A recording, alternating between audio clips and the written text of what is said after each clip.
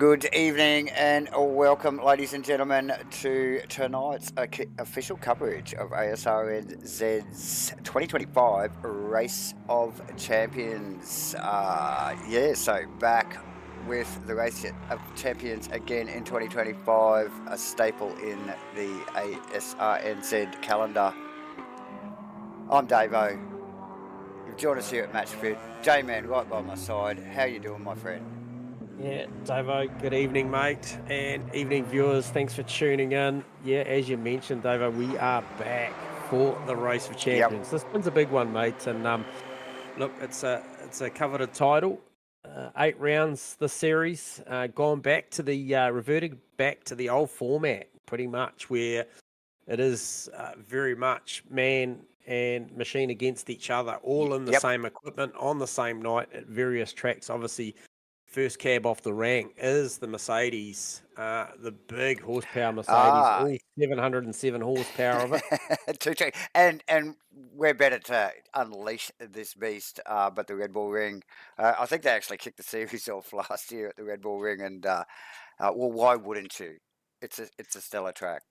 It's fitting, and good to see the guys out there have got in behind it and painted these cars up. We got some familiar liveries. I feel like maybe Steve O's is rocking a little bit of Shell V-Power inspired, sort of yellow and red and white. And then good to see the breakfast crew, the 43 Mercedes of Wilton. farmer Steve Wilton out there. That's a Yep, very familiar paint job we've seen in years gone by. absolutely. Couple of little shuffle rounds. I think you called out Aaron Enright's probably gone a little bit left field with his paint this season.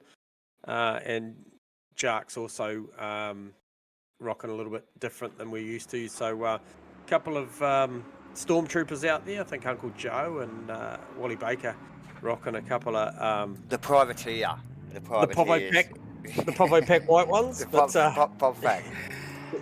Yeah, hey, look, they look good, and look, the format's going to be fantastic too, Davo. The team have done a great job of constructing this one yep, together. They yep. will be 10-minute all-in qualifying sessions. There's two of those, followed by two 30-minute races here tonight, and they are CPS, so compulsory pit stop for tyres. Now, they do only have 3 sets of tyres, Davo, for the evening, so that is effective as of now. So 2 qualifying Yep. sessions, 2 races, so they'll have to make that Yep. work. Yes, ASRNZ, as always, mixing it up with the tyres. And look, there's no different here for the ROC. Good to see we're back with the ROC. And like I said, back to that standard format. Everybody rocking the same cars. A little bit different, actually. They have shaken up a little bit this year where they're going to run alternate weeks in the GT2 cars and the GT4 cars. Traditionally, was a GT4 series, J-Man. But yeah, sort of changing it up a little bit there. And you did see the calendar up there a little bit earlier. The last 2 rounds out of that 10, we might just pop that graphic back up there, secret rounds. So the boys don't know. These guys can't practice for this stuff. So those tracks being announced, obviously, round 7 will be announced at the end of round At the 6. back end, yeah. Yep, yeah. And 8 after 7, of course. So yes, yeah, just mixing it up a little bit there too, even in the calendar. So yeah, good turnout here tonight for the first round.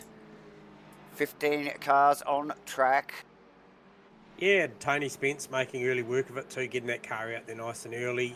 He'll be followed around by Lee Perkins as well. So a couple of handy steerers out there straight off the bat. Spence coming off the back of a pretty fantastic GT3 series with Asrnz. He really came on strong. So it'll be interesting to see what sort of form some of these guys carry For sure. into this ROC series. Yeah, obviously the GT4 car, vastly different car to the GT3. So yeah, it'd be interesting to see how the boys go.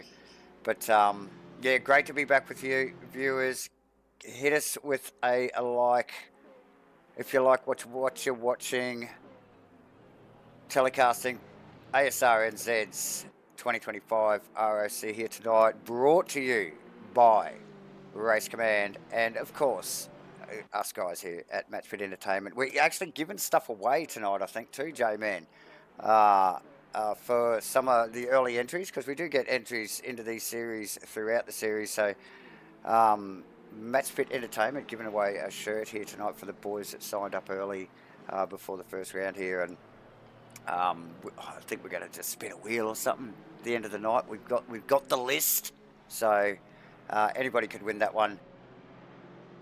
Yep, early bird catches the worm, mate. Well done. Absolutely. We're looking forward to that one there, and put a bit of MatchFit Entertainment apparel on someone's back at the end of this one. So that'd be pretty cool. Absolutely.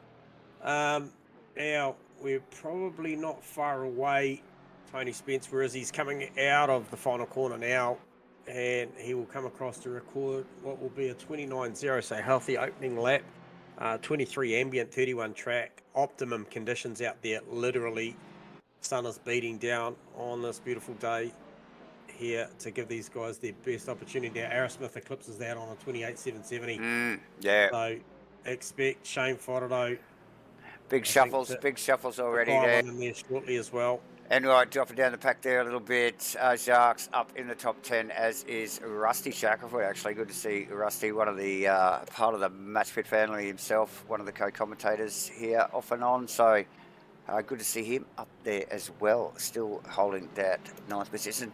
J-Man, short qualifying's reasonably short. It's 10 minutes, but everyone's out on track. So you know, and on a track like a Redbull Ring can be difficult to find a little bit of space. So I'm going to revert back to what we were just talking about as well, Dave, Yep. for reference to the viewers, if anyone has just tuned in. Based on this 3 tyre sets for the weekend, obviously 2 qualifying sessions, 2 race sessions, and mandated pit stops to change those tyres. So obviously a bit of recycling going to go on here tonight, but it just really does go to show, you know, Stu Asrnz in there on a 28.770. How many laps does he ask of those tyres in this first qualifying session? Because does it play a factor if you run long in these qualifying sessions later on?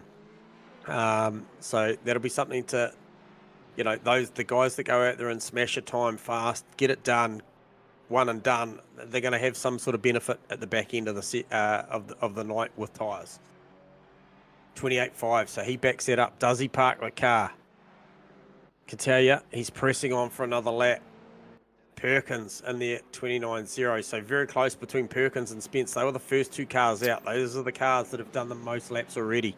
And watch those 2 names, I think, over throughout the series here, J-Man. Very equally paced. And these guys really testing their driver skills, all in the same machinery here. Here comes Fodderdo. Where does he go? He goes P2, 28.8. And he's banked a couple of laps heading towards his 3rd as well. So just remember this, that these guys are squeezing multiple laps out. Kenny, on the other hand, did 1 lap to this point, a 30.1. Turned up a little bit later tonight, did the 68. Car of Kenny Simpson's just done the 1. And Steve Wilton, he's parked the car with 0 laps. So maybe he's sort of opting for fresh tyres all night. Yeah, I don't think he's even literally driven out. I didn't see his car on track there, J-Man. So no, he hasn't been out. And interesting ploy. Interesting ploy. Fodderdo in 2nd. He's happy with that. Yeah, it'd be interesting just to see what the mindset is there around that. Whether he thinks that's going to be, you know, Asrnz still out there circulating. Spence still circulating as well, and I think Perkins just tucked in behind him there. There's a little bit of a carrot, the carrot, the black and orange carrot of Spence's car there. So, yeah, just trying to keep in touch, keep those times relatively close, which they are. You can see it on the board there. There's guys extremely close in their times. Yeah, so Stewie Asrnz yielded a 29.0 versus his best of 28.5. So trending in the wrong direction and still taking energy out of those tyres. So that's interesting, given that Shane Fodderdo is still on the front row provisionally. And it's parked it. Is parked the car. So Jacques, Greeny, Simpson, Uncle Joe, Steve Wilton and Fodderdo all parked those cars. So effectively half the field decided to give it away a little earlier. And now, is Red Bull hungry on the tyre, J-Man? Look, it's probably not as bad as some of the other locations we're going. I think it's a relative point and squirt. I guess the final sector is a little bit loaded coming down the hill, the double rights at the back end. Yep. But yeah, relatively point and squirt. So you would think that probably the front left is the tyre here that suffers the most, and they might see that. They might see that sort of come into play. Probably about where Steve Melling is now. Yep, Shackelford actually just sneaking past Shields and Kim there, J-Man. So getting a couple of spots. Good work.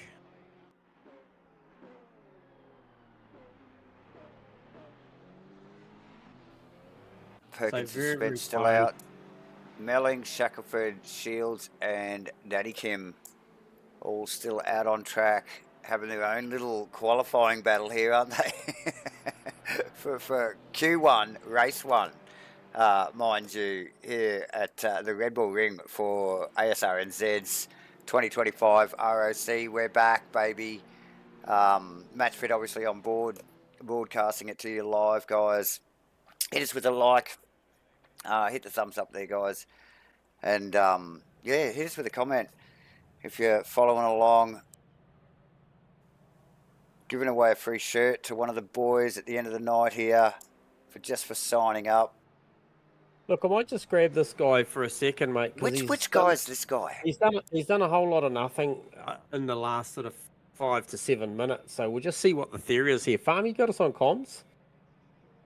So he's a guy that doesn't really like to talk about tyres at the best of time, and I was just going to ask him what the theory is and sitting in the pit lane, whether maybe the tyre budget didn't go as far as he thought this season, and he was just trying to stack them up. But they only gave him 2 sets.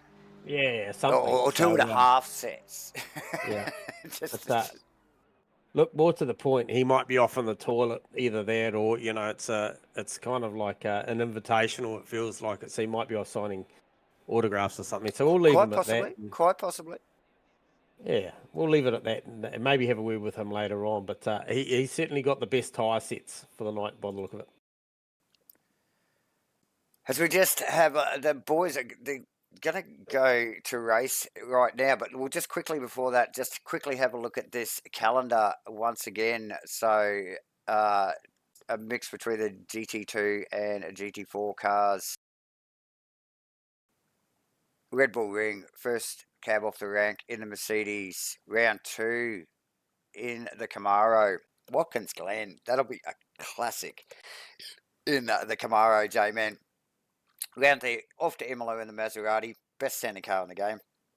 Yeah, that's going to be a real challenge. Going to throw up some challenges around ABS and... Isn't it what? Yeah, Nürburgring in the Porsche. That will be a cracker. KTM at Silverstone, awesome stuff. Brands Hatch in the Ginetta, what a great car. The Ginetta and around Brands, couldn't think of a better combination. So yeah, awesome stuff. Heaps to look forward to. And like we mentioned, round 7 and 8, secret rounds, guys. So yeah, kept announced the race before. So the boys will not have long to... Hang on a sec. Hang on a sec. Going on? We got old mates come back down to see us. He obviously got the memo from his PA that we were trying to have a chat. You there, Farmer? Yeah, look, sorry, boys. I was talking away. I didn't realise I was coming through there.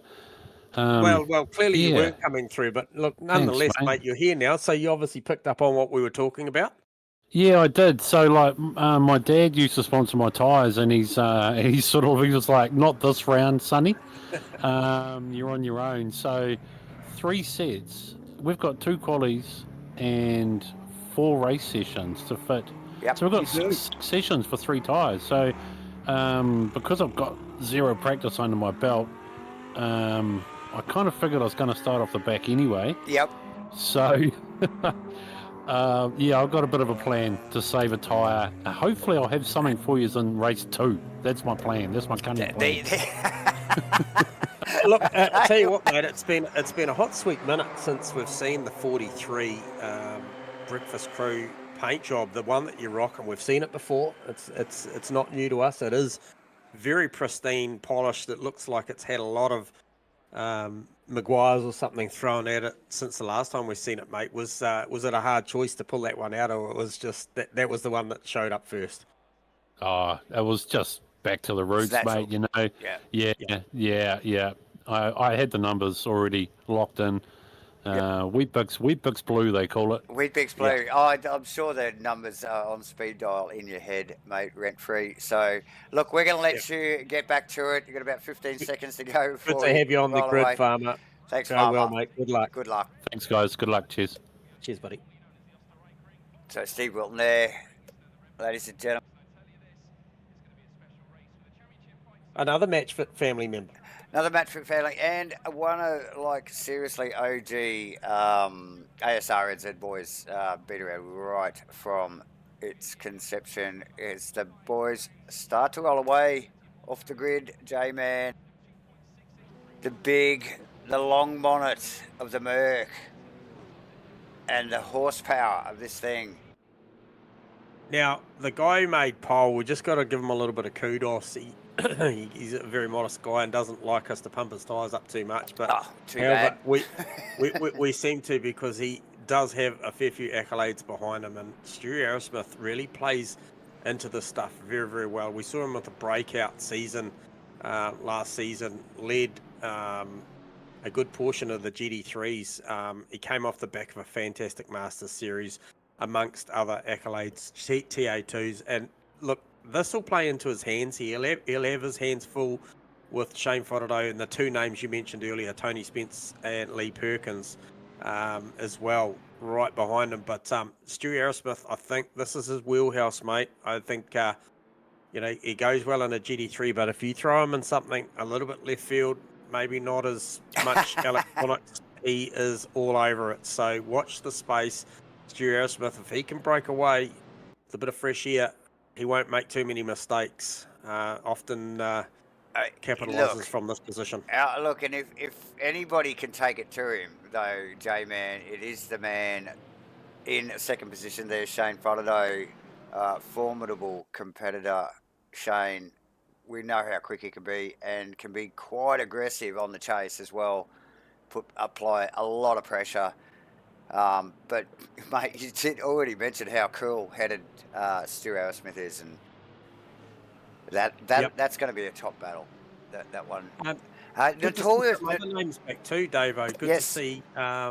Good to see Danny Kim back in the field.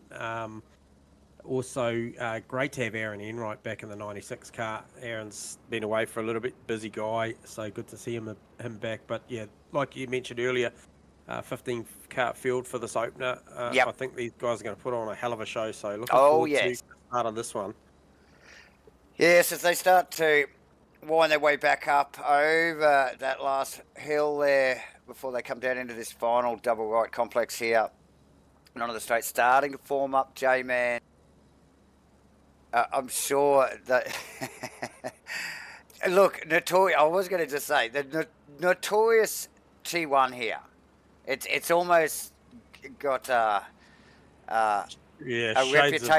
reputation of Monza. So it does create some action. So we will be watching closely here as we see him roll up towards the line. Round one, Red Bull Ring, Asrnz 2025 ROC, Arrowsmith, Fodderdo, Spence, Perkins, Baker, Milling Enright, Shackelford, Neville Shields, and Danny Kim rounding out the top 10. And we have a green light. And look at the jump. Yeah, pretty even jump from Arrowsmith and Fodderdo. Deep under brakes. And who was that? That was Tony Spence deep in there. Just a little rub on the back right corner of Stewie Arrowsmith. And Arrowsmith with actually the run off of 1, heading up to 2. So it's Spence and Perkins. I think, who's going back? It's Spence Baker. Going back. Yep. So Baker's... Okay, here we go again. Into the big braking area there into turn 2. Oh, Wilton. Is that Wilton? Got a little bit of a tangle up with no. Danny Kim. They managed to get away with that. Both those guys, heaps of respect. kind of lifted where they needed to. But in the interim, Fordo slips the move between 1 and 2. Yes, does well. Well, I reckon he got the jump off the line, J-Man. Just made sure that car had enough of that Mercedes bonnet up beside him there, and really did force the issue into 1 there. Baker and Spence at it here, with Baker just sneaking past there in that last big stop at T3, should I say. So nice work from Baker moving up. A little bit of shuffling in the background. Looks like Wilton and Simpson, I think, just changing positions as well. But yeah, Jones and Shields too were going at it. With Shackelford just in front of those two. That was pretty spirited through the midfield there. And as we suspected, these guys were going to go into battle. But look, we suspected that possibly Stu Arrowsmith was going to hold him out. He hasn't done that, but now it's Arrowsmith on the attack. Look for a big move here under brakes. Stu did look good in official practice here under brakes, and you can just see a little bit of a tag there. Gives him a touch up. So Fordo clearly covering there, and a little bit more corner speed from Stewie. He said, come on, hurry up, mate. And a great start from Aaron Enright, who is chasing Wally Baker. Is it Wally? No, sorry, it's not Wally Baker. No, it's Spence. So, yeah, Baker just snuck past Spence there the lap before. And yes. So, yeah, Spence looking a little bit vulnerable, J-Man. With, like you mentioned there, Aaron Enright just tucked in behind him. Also, Steve Melling and Rusty Shackelford, they're all sitting there in a little bunch of 3 there, not far back there. Early stages of the race here. 2:30. Trying to size up a move on Simpson. 2 30-minute races here tonight. Yeah, compulsory pit stop too, viewers. Yep. So that, I think you're going to see Kenny Simpson. He's already coming down there. He's got something going on. That was a very early entry. Oh, he's going into the pits. Yep. But the other one as well. So I think the pace of Fordo, he's controlling this is a little less than Stewie Arrowsmith would like, and Perkins has jumped in on this. So 2 becomes 3.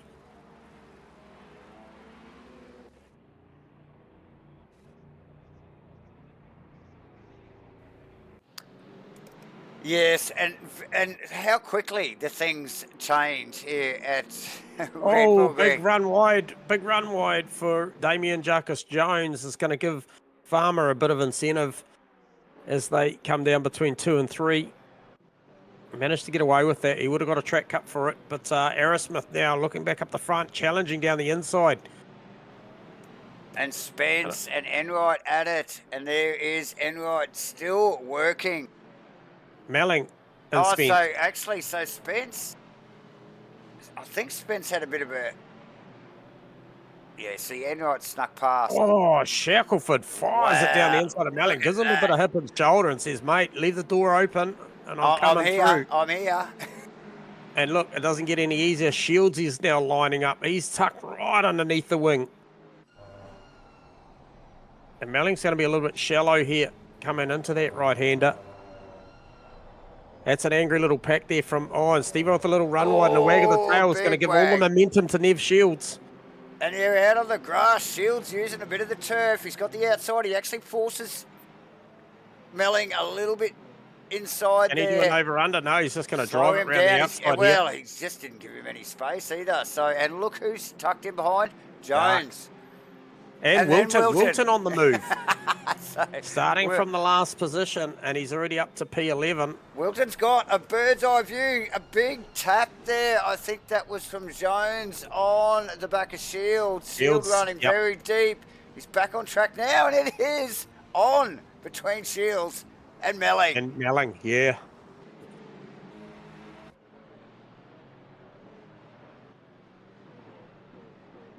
Big gap now from Arrowsmith to Lee Perkins. So Perkins had something go away there. He's 2 seconds back to Shields and Wilton. Wilton, the benefactor of that. Oh, yeah, and here we go. Jones wanting to get amongst it too. Who's behind Jones? Kim. Oh, Wilton wide out in the marbles there. Keeps it together. He's compromised him there a little. Oh, and a tag on the back. That would have been from Danny behind. Kim That's Kim on Sharks. on Sharks. Oh, hang on. Or was it Danny Green and Danny Kim? No, it's Kim on Sharks. It's on the replay there now. Ladies and gentlemen, just a little tag. Sharks. Keeping that together. And they continue on. So plenty going on here. Wilton, remembering Wilton opting for the no qualify situation, so he's got a fresh full 3 sets of tyres for this one. So he's going to hop off this tyre, hop onto another brand new one. And nobody else has got that, have they?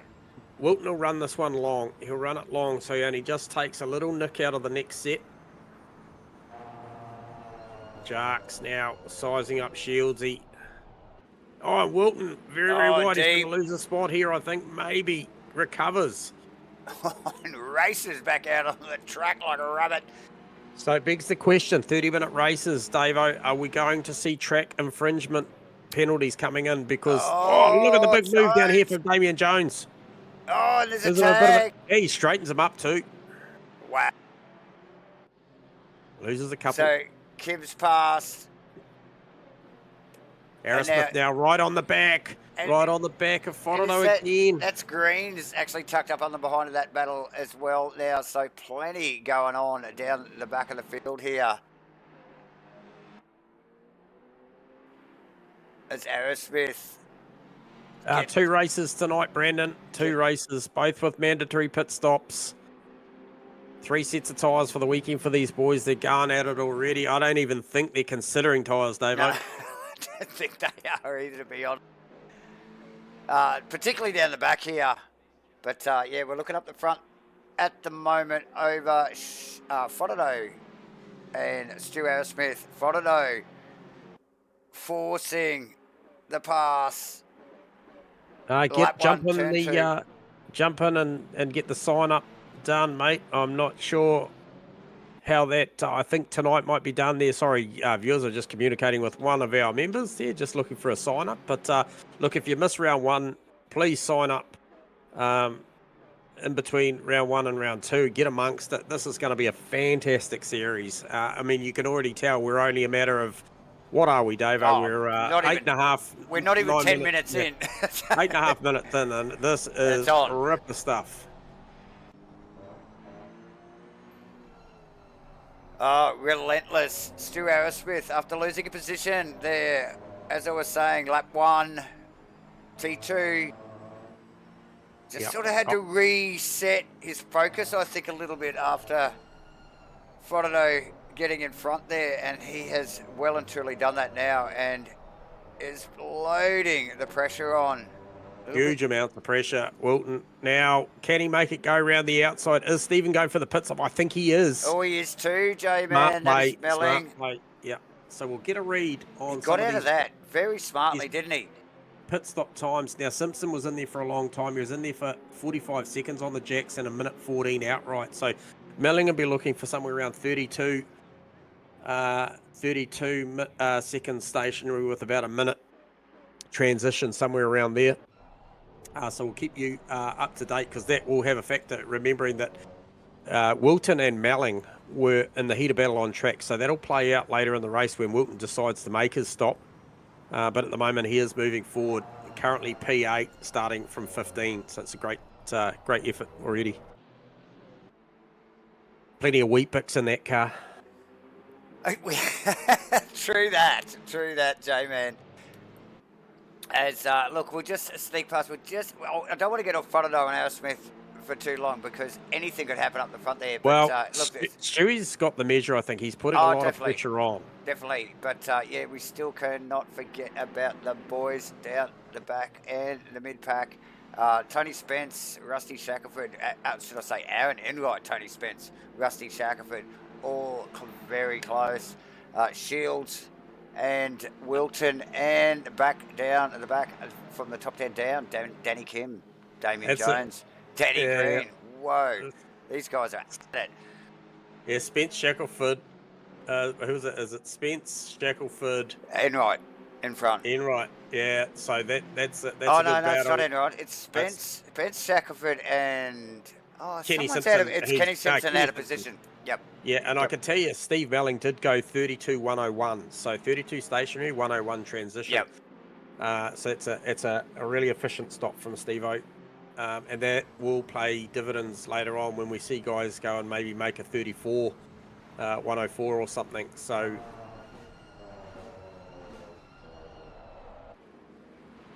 Shields putting a lot of pressure under the braking zone on Wilton, but equally so was Jarks, Damien Jones on Danny Kim as well. So that turn 2 up the top as they brake heavy up into that right-hander, slightly uphill on the entry.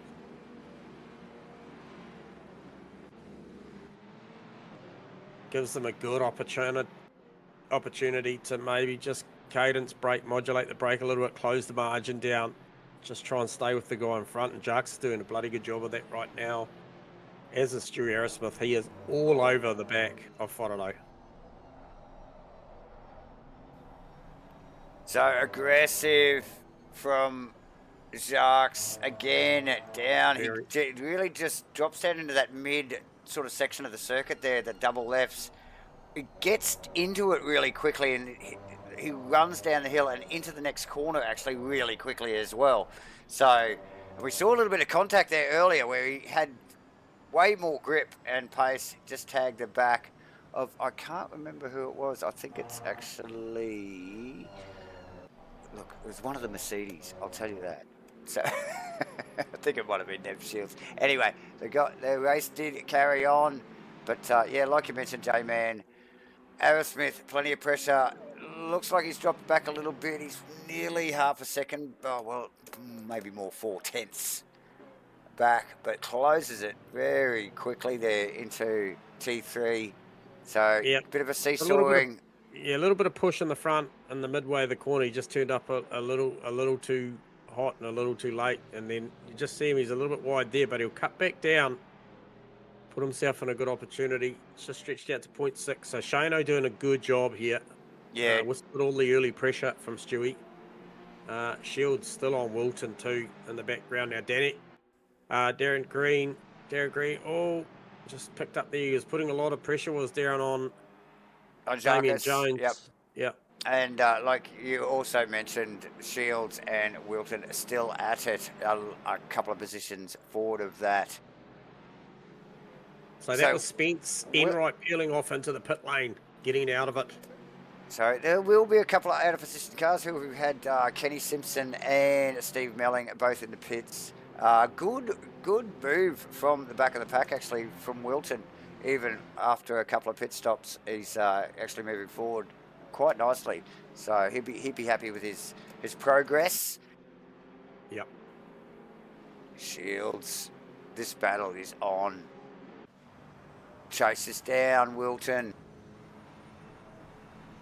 It looks on the outside this time.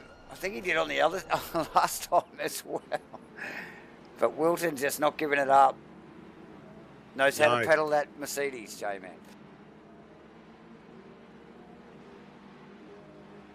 So I'll get a read on Enright's stop here. Okay, so he's heading north of 25 seconds now. So you'll be looking for that magical 31 or 32 seconds.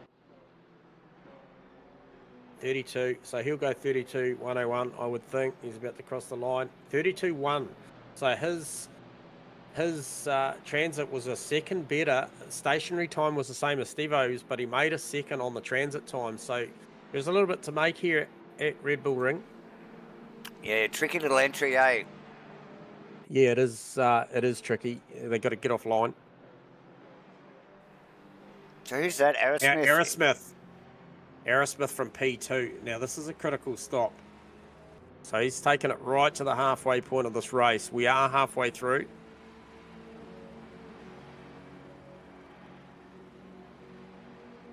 Now, Melling, I was just trying to get a read on Melling. His best lap of the race is a 29.582. Last lap round was a 29.585. So he's on peak pace since changing that tyre. He's out there just doing his absolute best at the moment. And Aaron Enright. Okay, Aaron Enright's up the road. He has officially made his stop as well. we get a read on Stu Aerosmith's Davo. So he banks a 32-second stop as well. We'll see what his transit time is. Is it a 1 minute or a 1:01? It's such a It's a 1 minute. It's such a quick lap here, eh? You know, like, Yep. and the pit stops feel like they're going on forever, but these guys racing around the track, trying to catch up to you. But look at this. Shields and Wilton still at it. Oh, they're going for it. Shieldsy. Hey, good to see Danny Kim's he's hanging in there back a shot. He's sitting there right, ready and waiting to pounce. But yeah, just sort of looks like Shields has sort of found his groove now. Looks a little bit vulnerable early stages of the race here, off this very awkward final corner here at Red Bull. It's a tricky little thing. It looks easy as you drop into it, but it's so easy to get it wrong. Yeah. Equally as much T1 here, isn't it? It looks easy enough as you run up to it, but things can turn pear-shaped very, very quickly.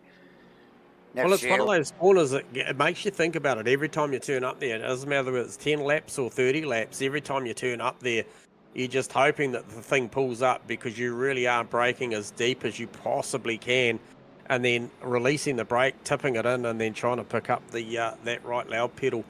So yeah, no, it's a daunting corner. Looks simple from where we're sitting, but it's not. And Damien Jones right beside him, and it's Greeny. It's Greeny, Darren Green, side yeah, by so side. it's actually, I think it's Green attacking here. Yep. And Jacques cleverly covering, as we see. Who was that just sneaking into the pits? I think it was Uncle Joe. Joe Grimmer. Yep. So this it continues on. It's still going. Jacques going to hold the tight line here and get a fine. Greeny's going to get that position done.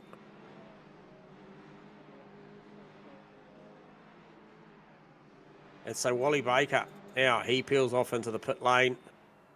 He showed some good pace. He showed some good pace here tonight. Look at Wilton and Shields here, side by side. Shields down the inside. Wilton surely needs to yield there. And big curb hop. Yeah. See that?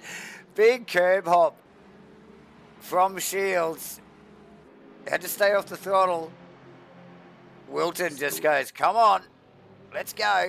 Here we go again into two. Having a big look. Danny Kim, J-Man. Oh, Shields runs deep.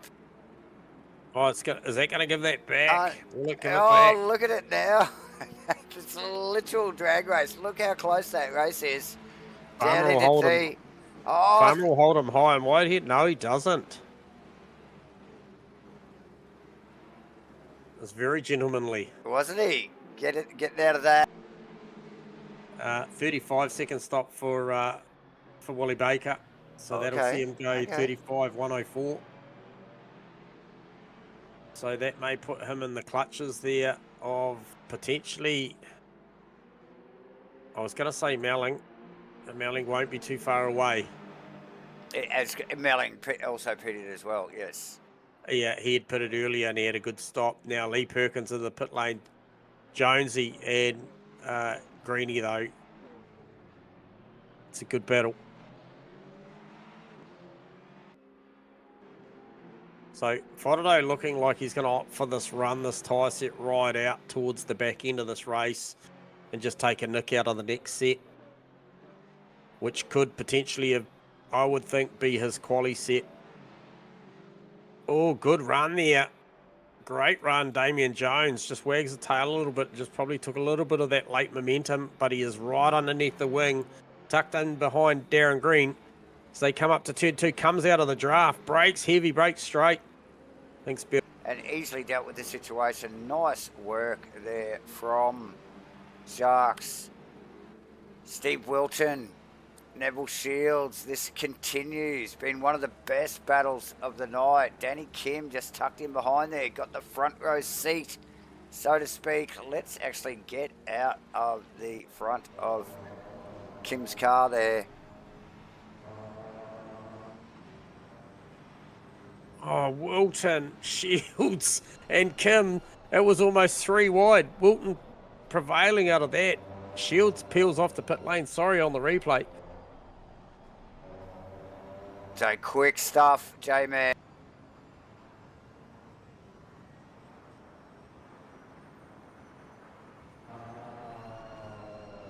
So now Shieldsy needs to make one of these critical pit stops as Farmer runs incredibly wide. I don't know how many times you're going to get away with that before the stewards Start slapping you on the wrist. Yeah, that's right. ask you to visit them down through pit lane once or twice.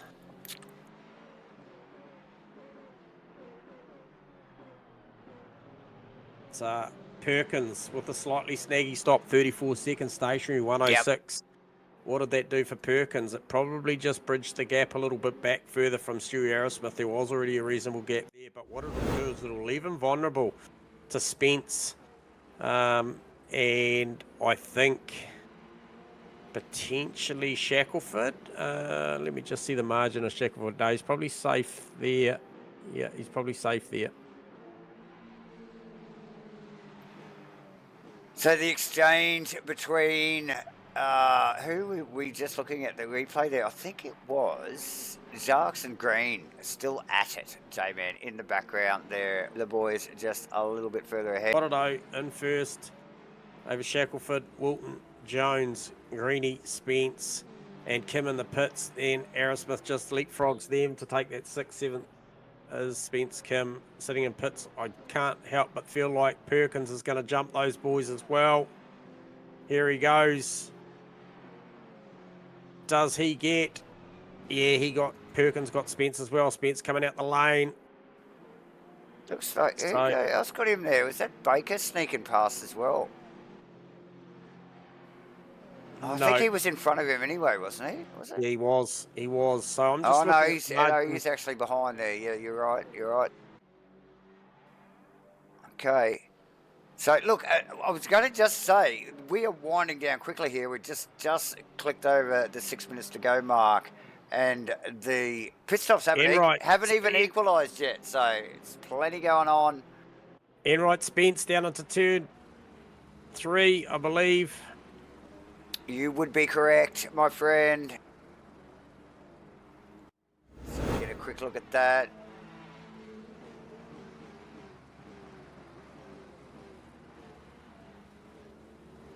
So it looked like, I don't think anything actually happened there. No, just a little bit of engagement. A little bit of a look-see, what's going on. Can I get this done? Or can I not? So that, that battle, that Enright, Spence, and who is that? That is Wally Baker that we mentioned just moments ago. And Baker just having a big slide. Yep. Hey, one to look at coming up over the next 2.5 to 3 minutes. Steve Melling out of P11 currently went quite early. Now, just remember, Rusty Shackelford, Steve Wilton, Damien Jones, Darren Green, those 4 drivers, they're going to play into Steve Melling's hands. He's been backing some good lap times. Best lap of a 29.2, last lap 29.5, so he's super consistent through his session. He's had nothing but fresh air for a fair while. He has got a cluster of cars in front of him. But I don't think they're going to hold him up. He's actually battling with those guys there. But the Shackelford, Wilton, Jarks, Green cars are all going to play in. And we see Rusty Shackelford just come in and make that stop now. So just remember those cars, because Stephen went early, did a nice 32.101. And I think that's going to play dividends. So expect Stephen to probably jump up somewhere. I'm thinking around P8, P9. As we see in the background, I think it was Spence over Enright there, finally. So, boys still at it in the background. Green and Shackelford visiting the pit.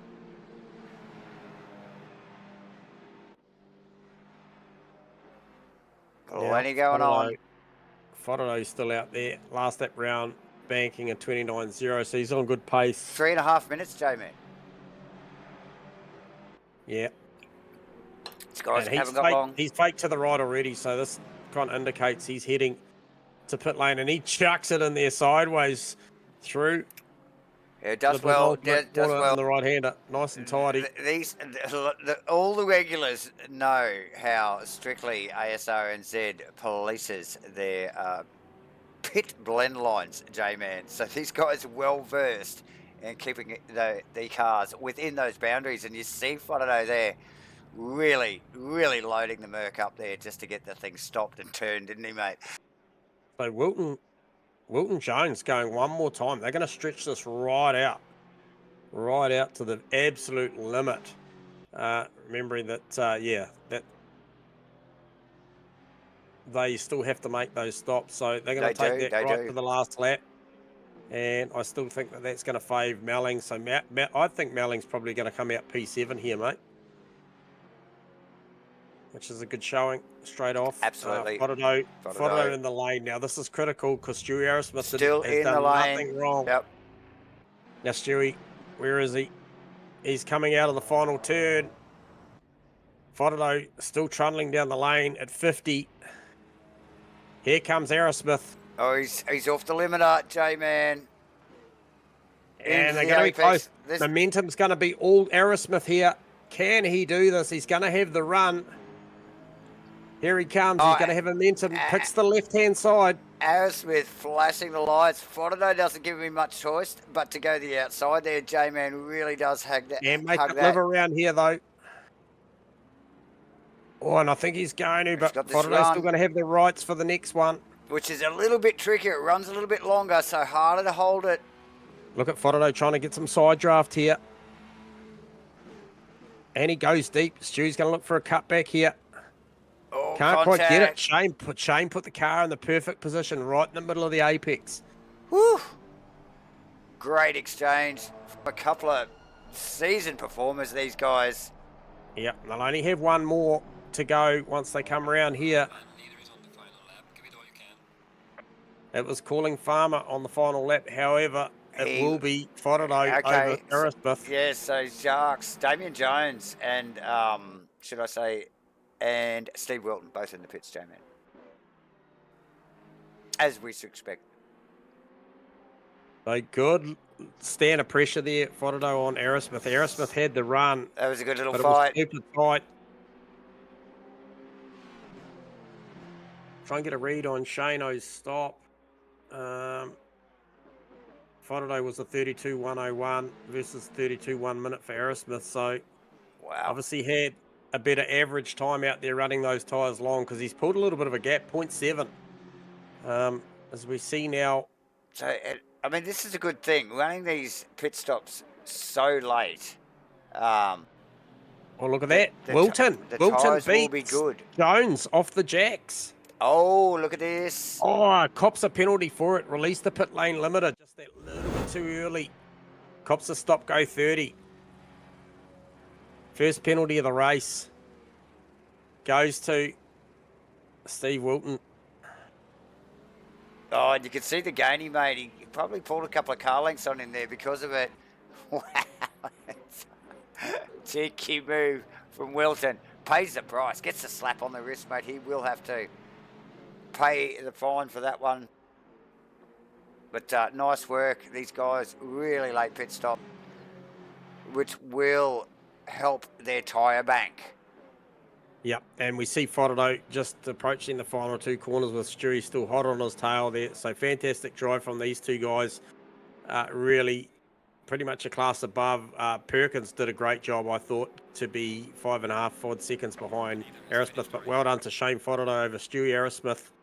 As I mentioned, Lee Perkins coming home to round out the podium in third. Nice finish from Enright as well, J-Man. Yeah, Tony Spence over Enright. Baker, Melling for a P7. Shackelford 8th.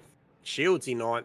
Damien Jones cops that, gets that free kick by the way of Farmer's penalty. Gets the top 10. Danny Kim goes P11. And Wilton rolls into the pit lane. Yeah, he'll drop pretty much to the back of this pack, I would think. Back where he started, J-Man. Kenny Simpson coming into this final complex, as is Mr. Grimmer rolling around. the final sector of the circuit. Kenny Simpson out of the final corner, across the line. What a cracker, J-Man, to kick things off. Wow. I thought, look, I really did think we were going to have a good race here, but just the battles all the way through the field. Big group at the back there, really going hard at it. Pretty well the whole race. Nice progress from Wilton there, and then only to be undone with a cheeky little early release of the pit limiter. So, tough stuff. Interesting race. J-Man, are we talking to anyone? No, we'll grab the podium down. So first cab off the rank for a well-deserved podium. And I've got to add too, Lee Perkins, if you're listening in, 28.175 to receive the fastest lap of the race. Man, you came on strong, the back end, bridged the gap to those front boys, mate. Give us just an insight on what that race was like for you, because it looked pretty hectic from here. Yeah, well, it was, to be honest. Those two boys up the front were pretty cool to watch. But yeah, tyres were a bit off the right-hand side, so it was a bit difficult here and there. But yeah, came out of the pits pretty good. Pressures were adjusted, so yeah, it was pretty good. Yeah, it felt like you maybe exerted a little bit of patience at the start. We saw that with the early pass from Fodordo on Asrnz, it almost looked like Fodordo was controlling the pace, and the three of you bottlenecked up. It was two, and then it became three, and you just sort of sat in there. And then not sure what happened, Perko, but there was about a 2-second gap, so I don't know if there's a slight mistake there or something, and then it crept out, and you actually brought it back at the back end with some good pace, mate. Was there a bit of patience at the start there? Yeah, no, I was surprised. I had a bit of start than I thought, but there's something wrong with the trim pod on the wheel, so it went from ABS from 2 to 9, so it sort of caught me out there. I kept braking harder, and it just wouldn't pull up. So that's where the gap sort of came from. So yeah, it's pleased to pull it back at the end. It was. Yep, and tyre, you've obviously you've sort of preset your mindset and yourself to a tyre strategy. That one played out in your favour to race one as far as the quali set versus the other two sets you use for that race one. You're looking good. Yeah, I was going to go full new set for the start and probably something similar for the second, I guess. Just maybe a long stint than a short stint somewhere. All right, mate. Well, we haven't got long, so well done on race one. Go well in the next QU session, and good luck, mate. We're talking to you at the back end of the next one. Thanks, mates. Appreciate it. Cheers, mate. All right, so Lee Perkins, ladies and gentlemen, who's next? Stewie Arrowsmith down here, and Stewie Arrowsmith. Yeah, fantastic race, Stewie, mate. I tell you what, there was millimetres in that, buddy. Is that how you expected it to play out? Oh, definitely with Slambo turning up there.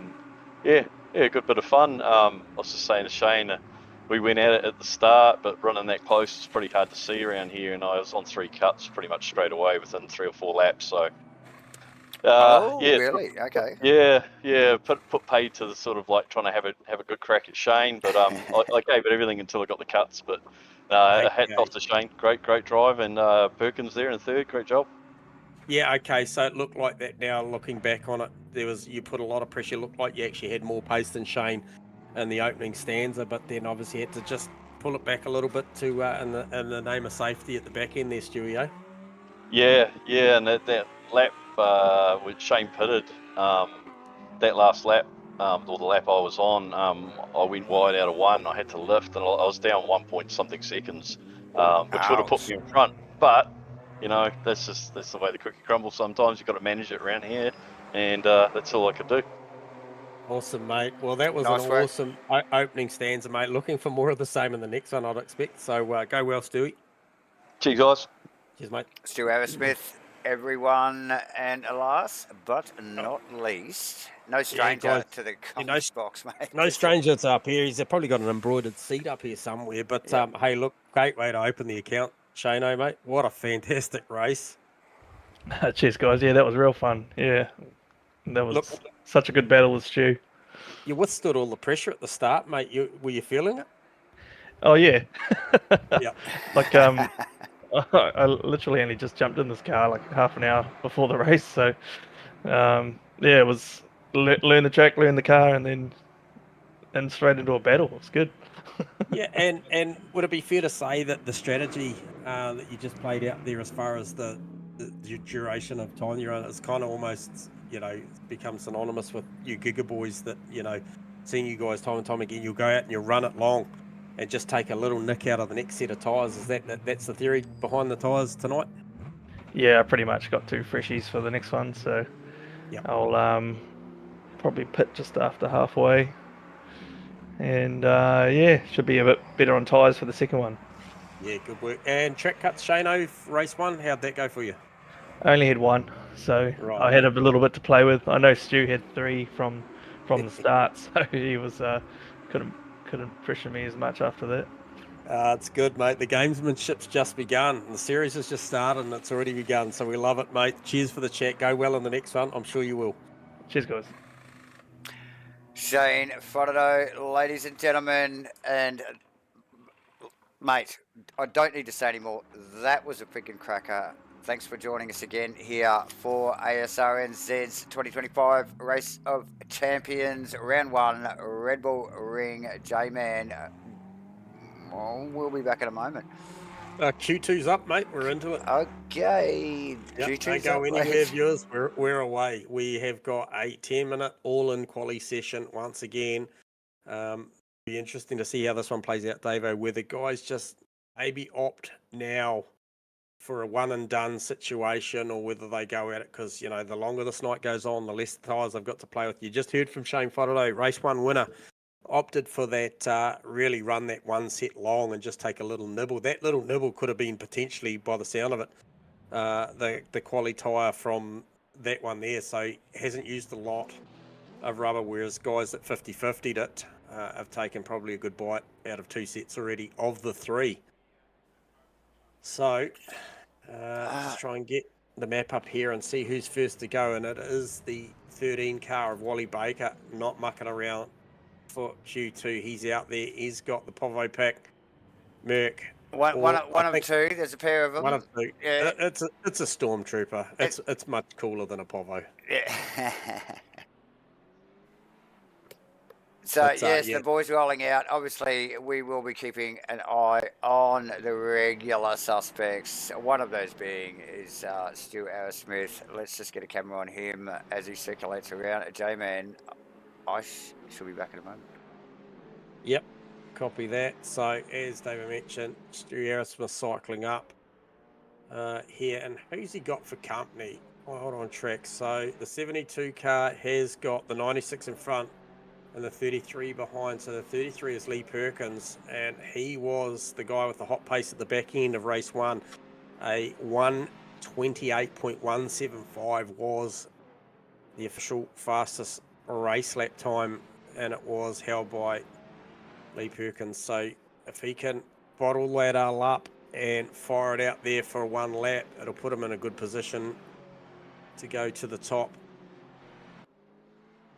And hopefully keep that ABS button in check once they go green, because it did cost them a little bit. Maybe cost them the potential for a podium.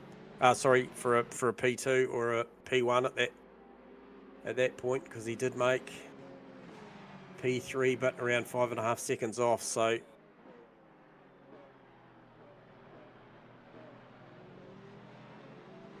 they do look very, very good coming down into turn 3 under brakes. Just dropping down the hill.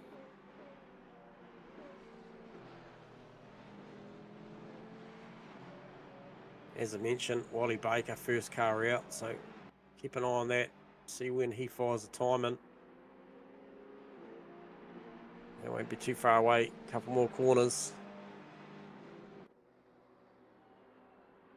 Tips it in. Gets a nice apex. I know we're watching Stu at the moment, but I got eyes on the guy who was first out. He banks a 29.6 first one up.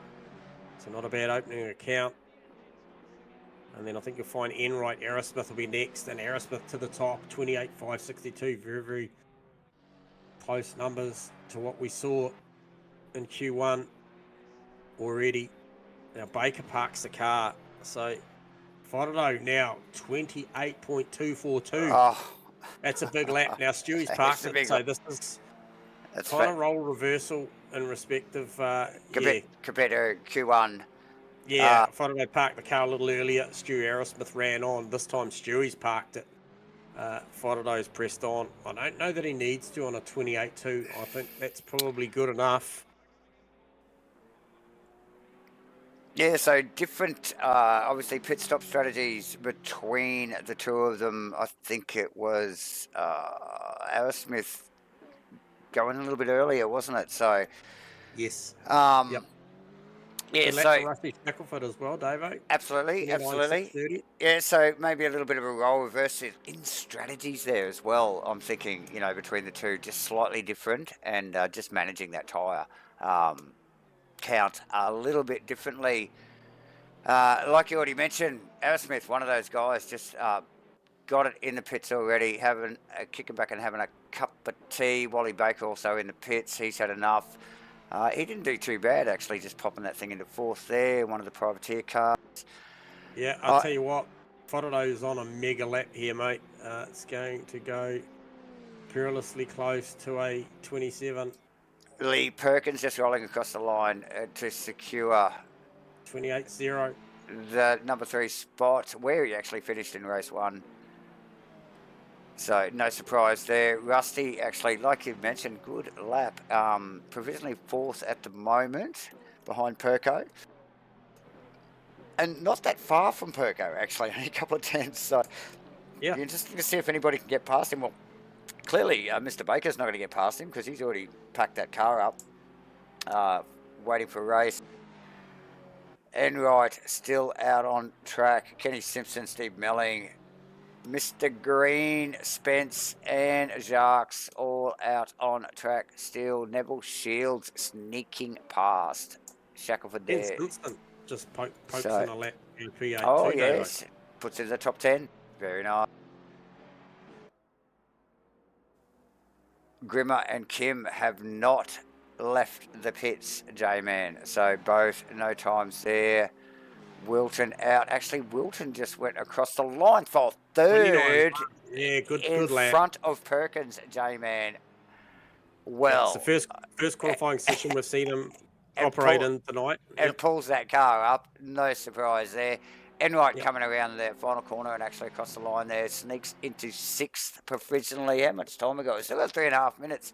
But these guys are definitely playing the tyre game here. So Shackelford on a number here, mate. Yep, and let's just see him rounding- improve as well. yep, rounding the final corner in the matte black, number 76. Yeah, it's a good number. It's going to see him come up the field quite a fair way. Goes up P3, Oh, knocks Wilton off. 3rd. Shares the second row with Farmer. That's a good lap. These guys really stepping up, J-Man, when it counts. Darren Green on a number 2. What's that going to do for him? That'll give him a top 10. This will knock Kenny off.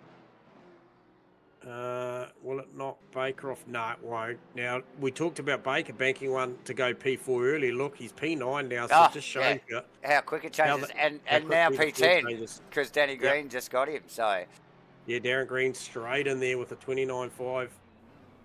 Steve Melling, actually, while we were talking, has snuck himself into 7th position. Now 8th is the... It can moving very quickly. Who's that? That is Spence that snuck up in front of Shackelford and actually dropped Melling down at 8th position there, J-Man. So nice work from Spence. Yeah, and Perkins still out there. Now, this is the one Yeah. to watch. Now, I'd expect to see him in close He's down at the proximity to moment. Spence, but he's down on his Delta, actually, And he's on a track on cut, so unclassified lap. So he really needs to focus on the next one. Neb Shields with a healthy lap, J-Man. yep. And Baker just piping up there on the chat, just saving the tyres. So smart play. The race is longer than the quali. Good call.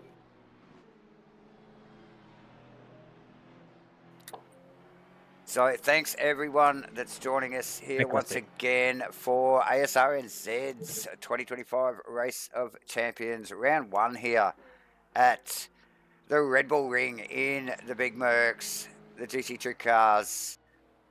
The boys are loving them. Clearly the racing was awesome in race 1. We must thank, of course, the MATCHFIT boys and the good people at Race Command for bringing this all to you here at Asrnz. This is round 1 of 8, ladies and gentlemen. Sign up, get involved. the early signings are going to get a free shirt just for signing up before round 1 at the end of the night. So some random driver is getting a little bit of free merch. We have got 45 seconds to run, ladies and gentlemen. Tony Spence still out on track. Nev Shields and Lee Perkins all still circulating. Perkins is going to get one more go, and he needs it because he's a second down on his best time of a 29.4, and he's, like I said, we saw him go 28.1. Yep. In the race, so and he knows he can do it. He needs to be there, though, doesn't he? He needs a good another 2 or 3%. Well, that's where we would expect him to be, wouldn't it? It's just there or thereabouts of Mr. Spence. These guys had a great to and fro early in the race, as we saw with Frodo and Arrowsmith. Perkins, Spence and Shields, the only cars out on track. Shields, the time has gone 0. He is pulling up early. Spence is pulling up early. Perkins is not backing off. He's still got a minute and 50 to go. He's going to run this. He's only got around a 10th. He hasn't got much. Up to 7th, maybe 6th if he can stretch a bit more. But it's just not there. It doesn't look like it's in the car, and he got a horrible kick off the curb. And there he's. Yeah, and that's a hard one because he probably walked away from that feeling like that was a waste of rubber the last couple. Well, yes. I would tend, if that's what he thought, I would tend to agree. Look, not ideal. It's merely speculation, but look, coming off such a solid result, he would have expected more than that. No doubt. But look, he'll race well. He will race well for sure. So just under 3 minutes of standing time here for these guys, just to make sure they've got the correct set of tyres on for the start of this race. All the setups are locked and loaded.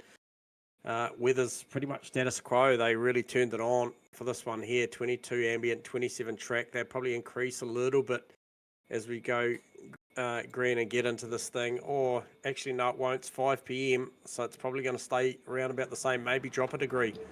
So that'll be something to factor as far as tyre pressures. That'll be what they're all looking at right now. What's the weather doing? What's the temps? And how do we get those last few tenths out of these things, Davo? Oh, look, that is exactly what's on their mind at the moment, isn't it? Like, and we've already seen just in the, like early and late pit stops in race 1, how there's vastly different strategies over the weekend for this stuff. And if the racing just itself is not good enough, but like these guys navigating that strategy situation and like short tyre numbers is critical, and it's great to watch. You can clearly see their pace difference when these guys get it wrong. So everyone mindful, everyone's got their own idea on it, and everybody takes advantage of it as best as possible. Not long to go here, actually. The boys are out on track. They're actually on the grid there now. Yeah, we did just lose one, so commiserations there to Danny Kim. I'm not sure what went on there, but it was good to have you there, race 1, and hope to see you again soon, mate. Always good having that car out on track. So still, nonetheless, a good 14-car field here. And absolutely. Look, this is at the back end. There's probably a little bit of pressure off now. The guys have committed to a tyre strategy now, Davo, and what they've got, they're going to run, and this is it, and they will absolutely smash whatever tyre stocks they've got left in this one. That's it, isn't it?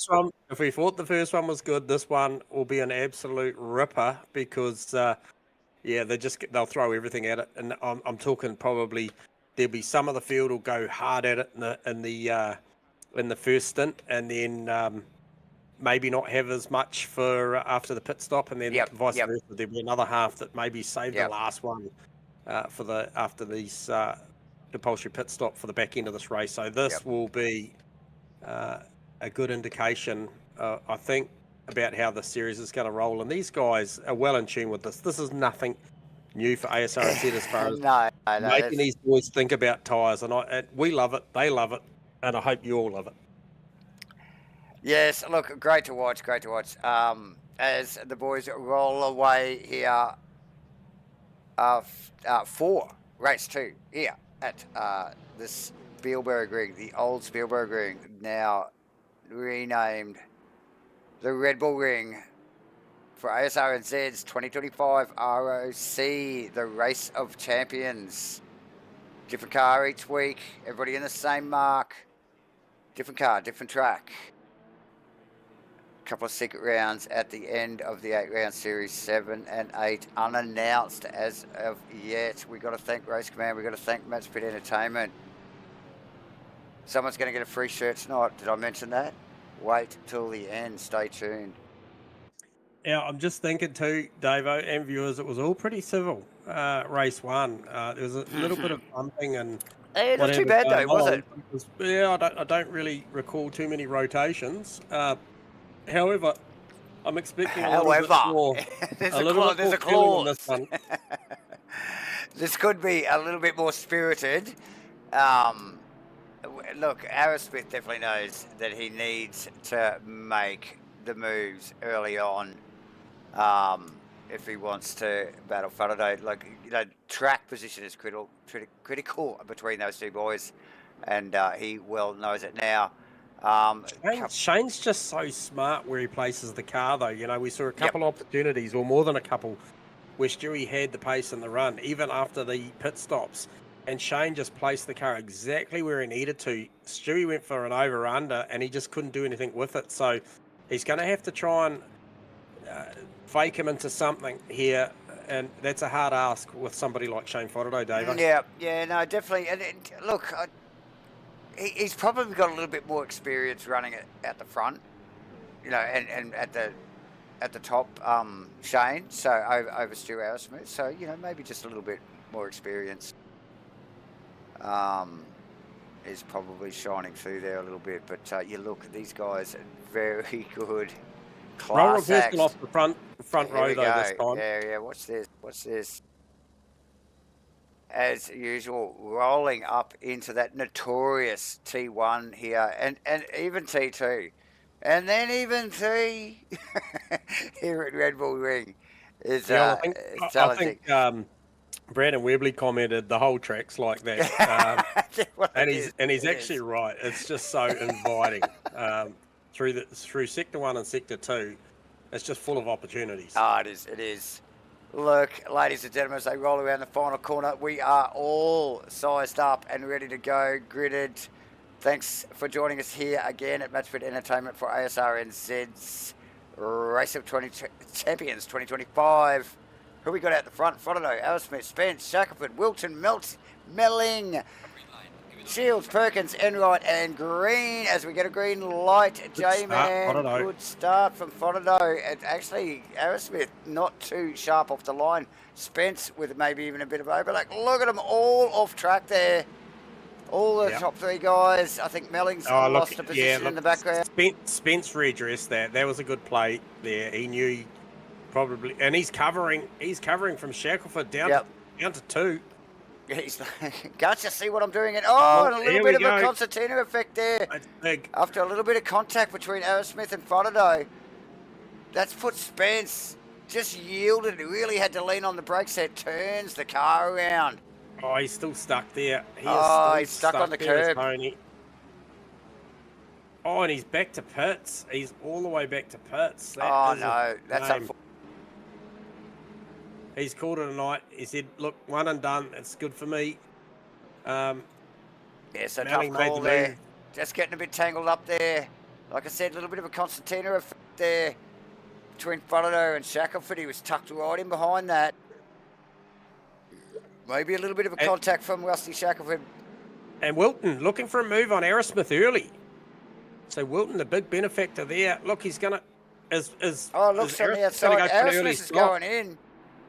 Really struggling to get that car turned down there, J-Man. Really worked hard. It's early. He's getting off this tyre and he's going to run a fresh set home. That's the theory. You're looking for fresh air because Frodo had already made 1.4 seconds by the time that move to go down to pit lane had already done. So he's got some work to do. Again, we only just talked about this on the lead up to the race, J-Man. Vastly different tyre strategies here from these boys, and even the two guys at the top. I wonder in the driver interviews whether they actually tell us the truth sometimes, J-Man, to be honest. They know it's going out there live. They know the boys are listening to the stream. And look at this drag race. Baker, Jones, down into 3. Oh, it's a long way around there. Can Jones tip it back down here? Quite Baker will possibly. have the rights to the next left-hander. But, yeah, sweeps across. Close stuff, but Jones again. Now 32, Jones 1 minute. quick down through here. Through the double lefts. Early in the race though, J-Man. This is a good play here, too. I'm just looking back. Stuart Aerosmith, 32 who's stationary, that? 1 minute overall. How'd he go? You know, yeah, and he has just got a track full of fresh air. He has got no one in the crosshairs. You couldn't ask for much more. Clean set of rubber and out in front. Well, not out in front, but just in that clean air. Yeah, so I'll monitor the pace, the lap pace throughout this race of Stuart Aerosmith versus Shane Fodderdo, because that's what it's going to come down to. Who can... Well, Fodderdo in a fair chunk of clean air himself, though, isn't he, J-Man? Albeit maybe not on a fresh set of tyres, but after talking to Shane in the post-race interview after R1, he sort of did say he had tyres, didn't he? 2 fresh sets of tyres. Yeah, he's good. He's going to split this one down the gut. So I guess we're going to know what the margin's like by about the 15-minute mark of this race, because if he comes in halfway through the race, that's what we'll be watching. That margin looks like. Yep. Shackelford on Greenie at the moment there, J-Man. 2 similarly painted cars, but with different coloured accents. Yeah, Shackelford in recovery mode because he had a brilliant quali and a great start to the race. Just unfortunately got caught up in that little fracas. Yes. Yep, with Tony Spence and co. So that was unfortunate. Yep.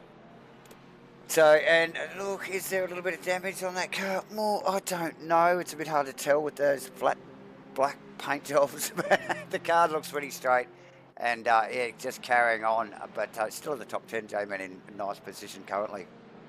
Yeah, Perkins, after all of that, made his way up to P4. Obviously didn't have the best qualifying by his standards after that early podium in race 1. But he is now up there in P4. Got second and third in the crosshairs. He's got Steve Melling right on the back of him, though. So Melling looking good at the start of race 2. But Perkins, can he snare a double podium tonight? And equally so, can Wilton hang on and up there, get the pit stops right this time, and grab a podium.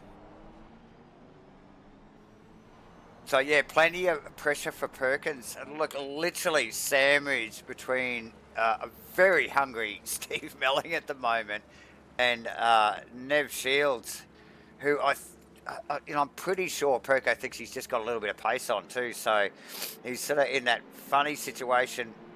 Steve-O with the blowtorch on. And Shields not going quick enough in front of him. So no, but you look at the pace and the proximity of the cars here. They're all pretty level. Oh, Perkins with a big slide. A little bit of wag of the tail there. It's given a good run to Mellings. Tucked right up underneath the wing. He backs out of it. Opt for maybe a better run off of 1. Yeah, Perkins cleverly did move that car mid-track there. And for Steve-O to go any further inside into 1 is just not going to get you anywhere, is it, J-Man? So, no. And then behind them, Baker, Jarks, Green, oh, look at it. Look at it going off there. Yeah. Now, Jarks and Baker have slowly been just toing and froing distance-wise. That is starting to squeeze up there as Green and Shaka, but actually I think they've caught them up. So Stu Arrowsmith just posted the fastest lap of the race, so that gives you an idea of his progress in fresh air. Wow. Fresh set of lap round, boots. 28.6, plays a 28.8 for Whororo. So he grabs a couple tenths. Although that lap there wasn't great. That was a 28.9. A 29.2. So that was well off. Half a second-ish off of where he was. Oh, 17. Sharks on Baker. Wow. That's a big move. We'll get a replay of that one, I think. Absolutely. Yeah, Baker just looked awkward coming out of that little flip-flop after turn 4 there. Yep. Turn 5, should I say. And, yeah, Jarks just immediately, he was hooked up anyway. He had no problem with grip and just slams it down there. Gets it done easily. Leaves Baker in his dust. He's off and running now. He will be chasing down Melling. That'll be the next target, I think. And now Melling, look, when we talked about this just a little bit earlier, just that little dynamic in that little group there of Melling, Perkins and Shields. Melling really can't go anywhere, to get through. Yeah, and take Perkins out of the equation, and of late, Shieldsy and Melling have been cutting laps together on various different platforms and on here leading up to the series. So Steve-O knows well and truly what Shields' pace is. As I just mentioned though, Perko, he see him just sliding out of that left. Yeah, he's the one that's in the middle of it, and they'll be sort of trying to gauge what's going on here, and the psyche after him banking a podium in race 1, that will be playing on both of their minds, I'm sure. Like probably more Shieldsies than Melling at the moment. Melling's just sort of watching brief and staying with it, and he looks comfortable though. Well, no, Melling does look comfortable, and he is in prime position if something goes awry in front of him. So yeah, just sort of holding his ground. Doesn't need to make any rash decisions, and like I said, where's he got to go? If he does sneak past Perkins, then he's just stuck in the middle, isn't he? Like it's all this while though, Wilton actually sneaking out away from this trio here. Yeah. Oh, here's a big move. No, thinks better of it, Perkins. But it forced the error from Shields. Yep, and he's going to have rights to the next corner, so good play. Again, Melling, bird's eye view. Melling will close the gap here because these guys will be compromised going too wide into here. Oh, and Melling gets the bonnet up beside there. Shackelford past Green too in the background. He did.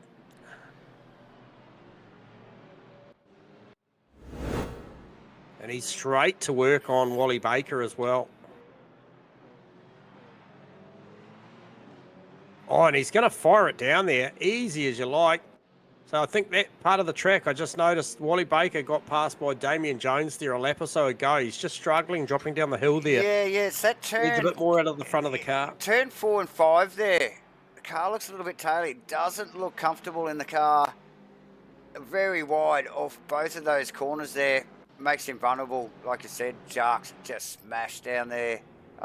Wilton, earlier, Jones. Wilton and Jones in, yes.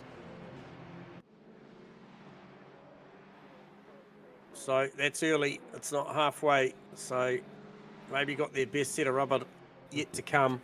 Yeah, so just a little over a third of the way through the race here. We see another little group roll in Jarks and Wilton. And I really do put these guys at very similar pace when they're on the money. J-Man, Jarks, maybe with the slightest of upper hand.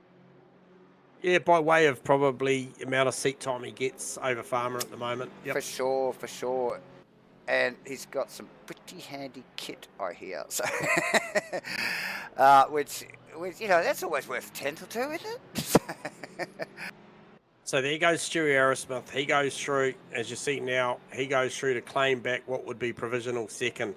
So that's the first piece of the puzzle. Dispatches Farmer, who was incredibly close with when he came into the pit lane. So it just shows you the raw pace that Arrowsmith has got. Just ran a 29.3 Wharado's probably about to come across, and comparable lap versus Aerosmith 29.3. Wharado runs a 28.7. So that's half a second, mate. Half a second quicker. So he's making no inroads through the last 3 laps that I've seen is Stewie Aerosmith into the deficit that he's got with Shane Wharado. So Shane out there doing a good job. Yeah, look, and Aerosmith needing much more than that, J-Man, to make a difference here in race 2. Look, I mean, undoubtedly, he will no doubt get still get P2, but he's definitely going to be no threat to Shane without getting a bit of a wriggle on. Focused on Melling, Shields, Perkins snuck through there a lap or so ago, down into 3 or out of 3 or somewhere around there, and now Melling just having to step up, sizing up the back of Shields. J-Man, like J-Man mentioned, these guys good mates and do a lot of practice laps together, so definitely know each other's styles, definitely know each other's strengths and weaknesses, no doubt. So it's always good to be racing around someone that you're familiar with, isn't it, J-Man? Yeah. And these two boys of late are definitely there. Definitely, whether it be in go-karts and AMS2 or practicing on this thing, they're there or thereabouts. And at the moment, like I said, you just see Shields, he's just running a little bit wide through the penultimate in the last corner. Steve-O, nice and tight, nice and tidy, not overusing the track or the track limits. So, yeah, you could probably say it just slightly, although track positions with Shieldsy, probably, from what I'm looking at here, I think Mellings probably looks a little bit more comfortable. Yeah, I think he's just definitely racing a tidier line. He's just looks a little bit more reserved, not so edgy, and which just makes it look smooth as silk, just unfazed. Yeah, and again there, a little bit of a sideways moment.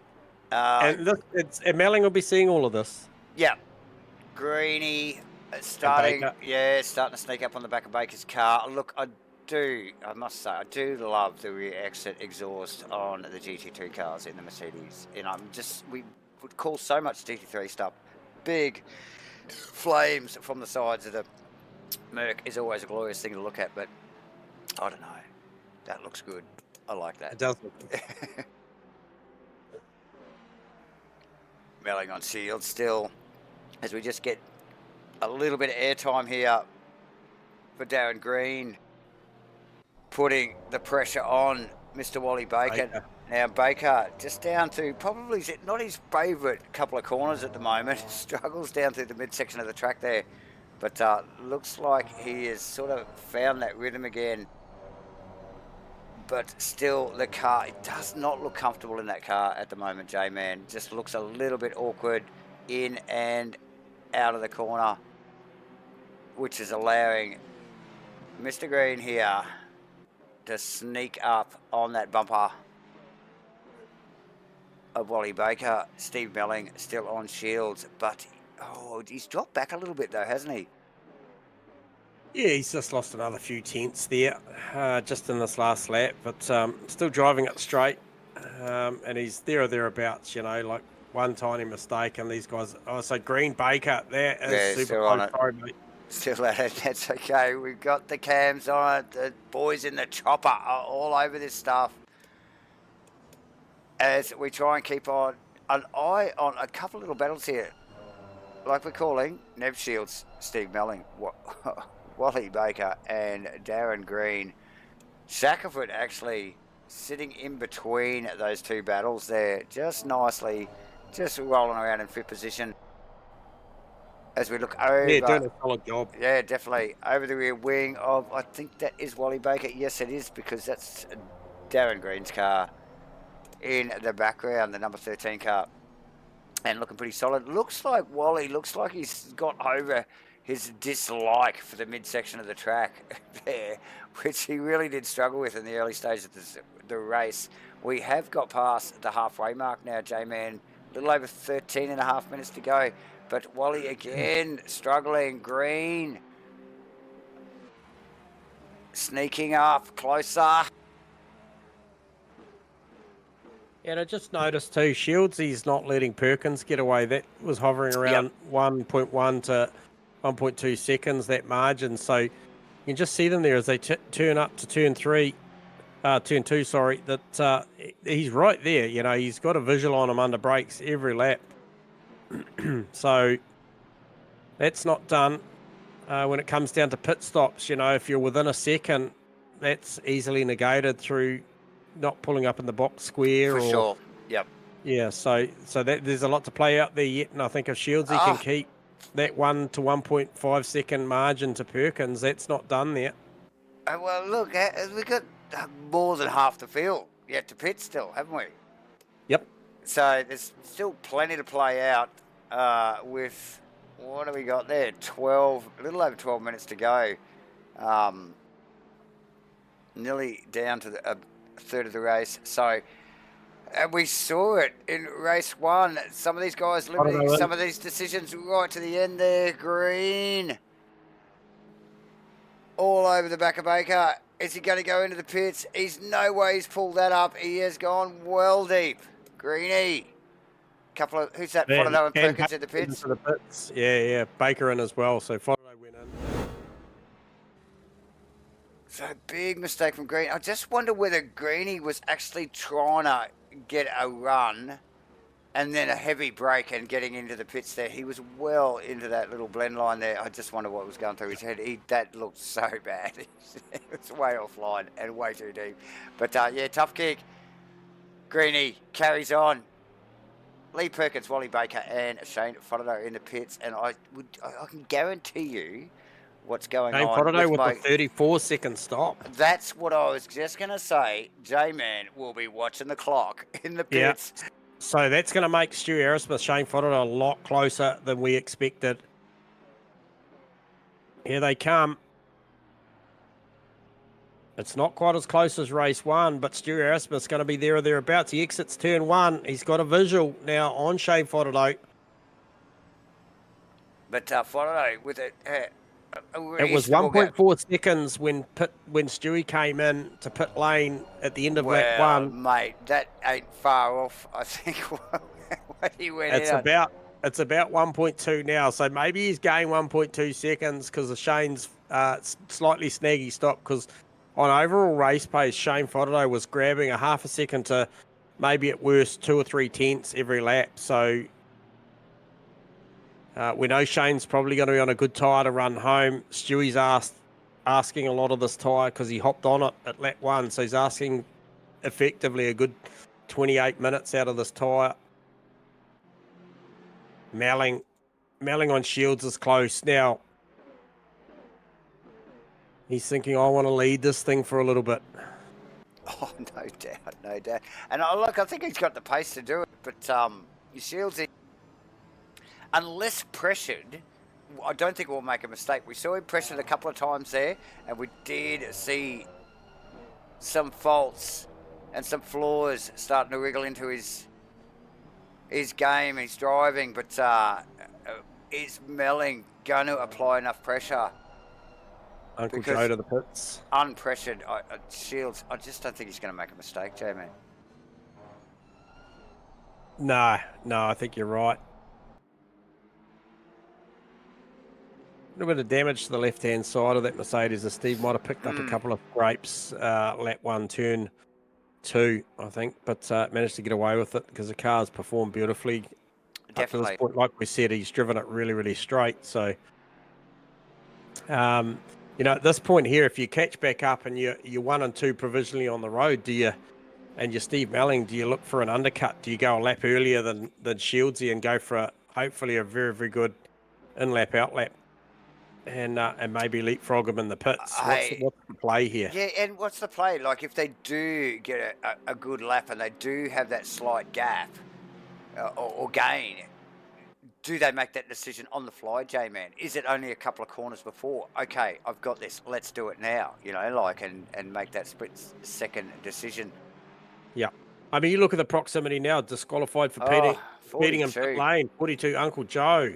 Oh, no. That's a disco too. That is a shocker. That's big.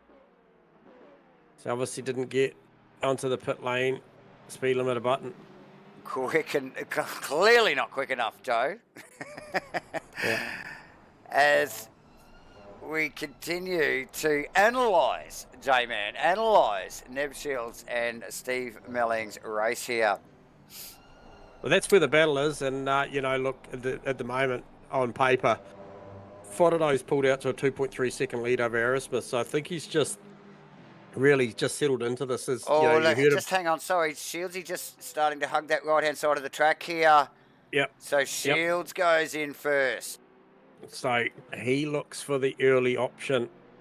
I reckon Melling's going to mimic this. I reckon he's going to go big push lap now. Yeah. Big push lap. Try and smash a good one in here and fire it down to that pit lane. And Melling down. You could see the body language of that Merc down into the braking area. He was 2 tenths up into turn 1. Mate, he hit that braking area so solid, well out wide to the left, trying to get the best possible line. And look at just the body language of the car. You can see he's pushing. He's using all of the track well up on the Whipple strip. Nice smooth stuff. Both him and Nev, very super clean drivers, aren't they? Very smooth. Yep. Yeah, so he's on target pace to match his best of a 29.3. He's right on the delta to do that. And Shields' best was a 29.5. So Melly just needs to just pump this lap in there. And see how it goes. Yeah, maybe a little bit of push into that one. Brings it back. Shieldsy 32.101. Oh, it's not too bad. It's a good lap. Yeah, it's a good stop. Good stop, very good stop. Okay, Melling comes out of the flip-flop. Stays out by the looks of it. He's going to go again. No. Oh, yeah, he is. Yeah, he is. He is. Good clean lap. What is this lap? What is he on here? Okay, he's coming across for a 29.7. So it's around a half a second, just around 4 tenths off his 4 PB. tenths shy of his PB. Yep. So it was a good push lap, though, if he can bank another one of those. So maybe that's what he's looking for. He's looking to try and better that margin by a couple of tenths over Nev each lap. Maybe for the next, this one and one, that one and this one, and then come in. Because he's going to run out of time. He's going to run out of time. I mean, ultimately, at the end of the day, as we see Shackelford and Green in as well, a J-Man. So plenty going on in the pit lane as we wind down. These half-hour races, they get going once the battles start. Half an hour just seems like it's not enough. Where does Melling and Shields factor into the Steve Wilton? Steve Wilton's still ahead of them on paper, yeah, correct? He would be... Yes. He would effectively be P3? I would suspect so. Yep. So Wilton out of 1.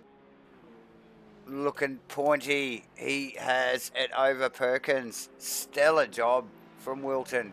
Perkins, no slouch, carrying some momentum after doing really well in the GT3s, J-Man. So Melling goes again. Another lap. Oh, here we go. He's going to push it right to the end.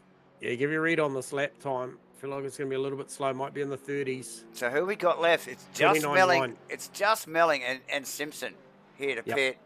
We've got a little under 4.5 minutes to go. Guaranteed it'll be this lap for both of those boys.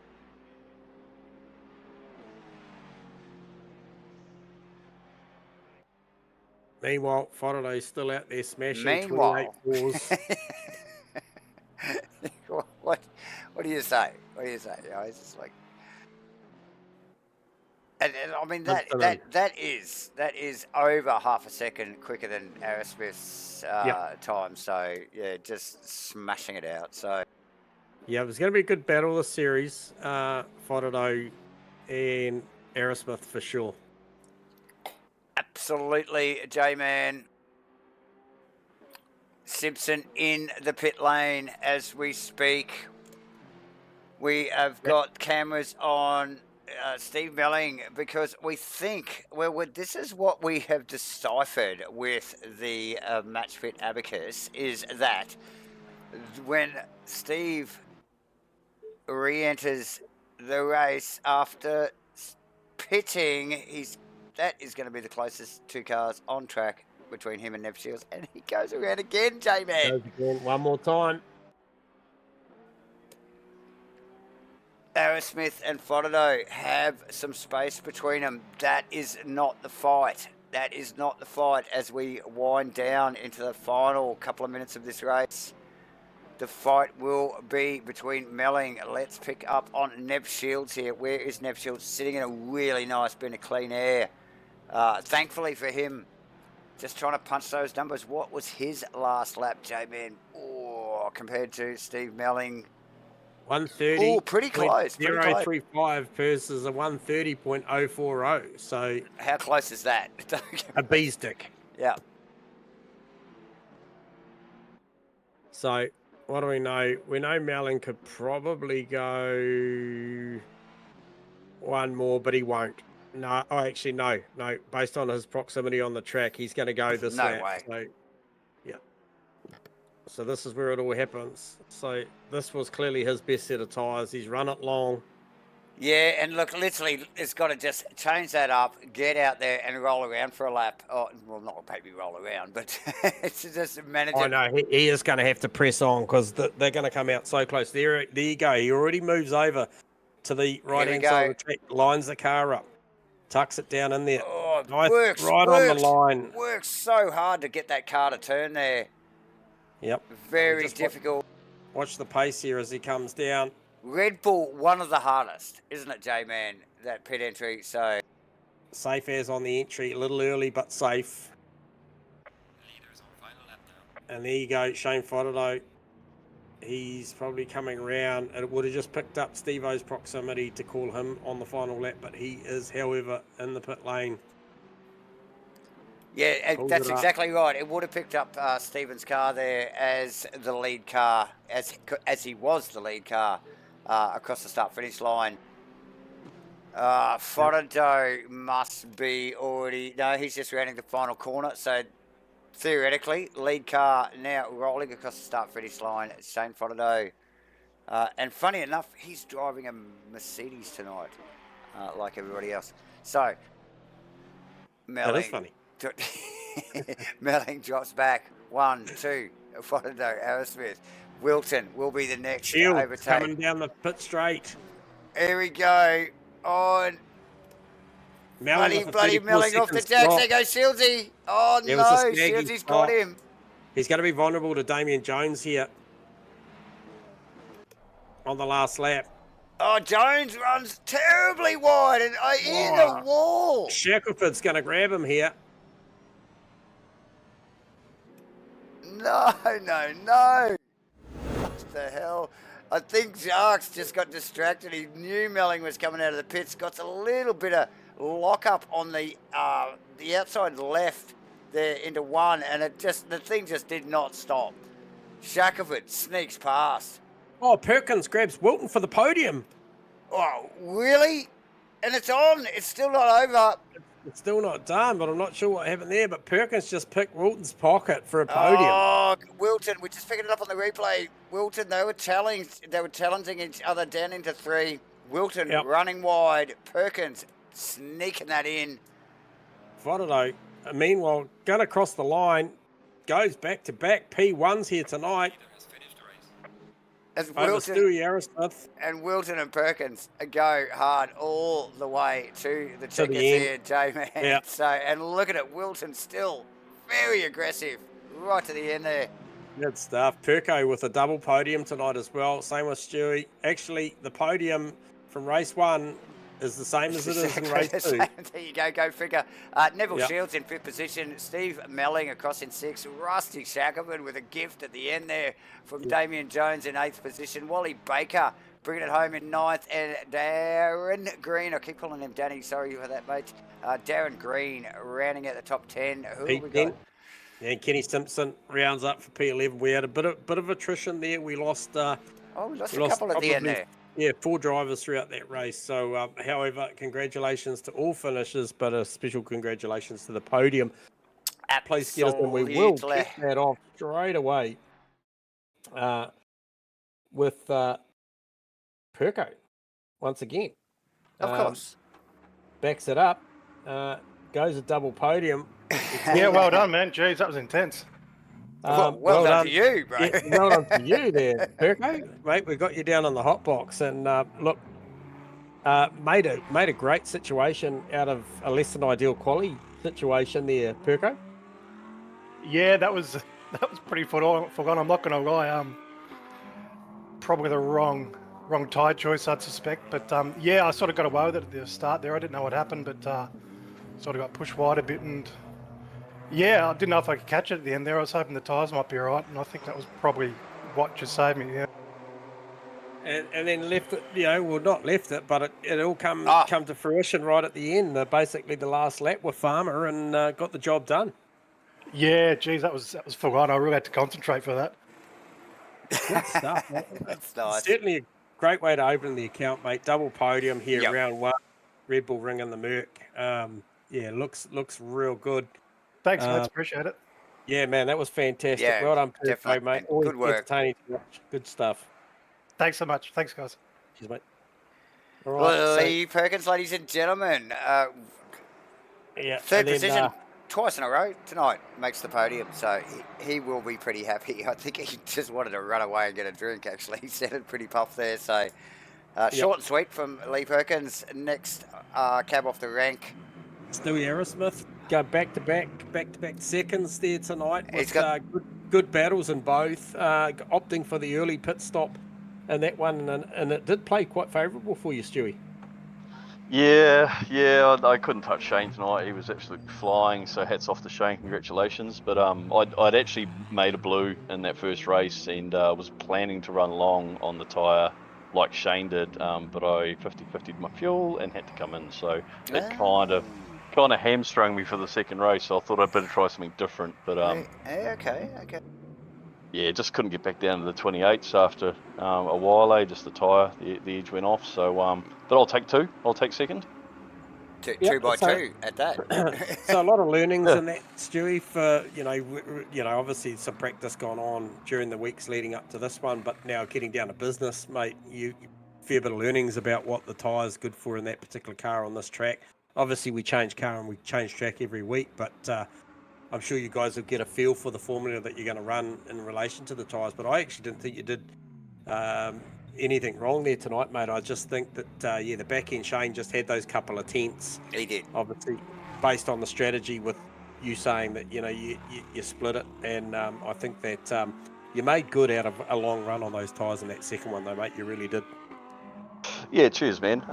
It's one of those things with the 3 sets of tyres. I mean, you really, we talk about it when we're in the GT3 season as well. You've got to maximise or even the wear across all 3 tyres to make most of the night. So I didn't do that tonight, but I'm lucky that I snagged 2 seconds. So I'll take that. But yeah, congratulations to Shane and Lee Perkins there. Great drive. Yeah, well, you're nothing but honest, Stewie. Straight over just going, I did not do that well. I did not. But there's still more weeks to go in this championship, and what a great way to kick it off, obviously, for, Asrnz and yourself, and just getting the ball rolling again. ROC, we love this stuff.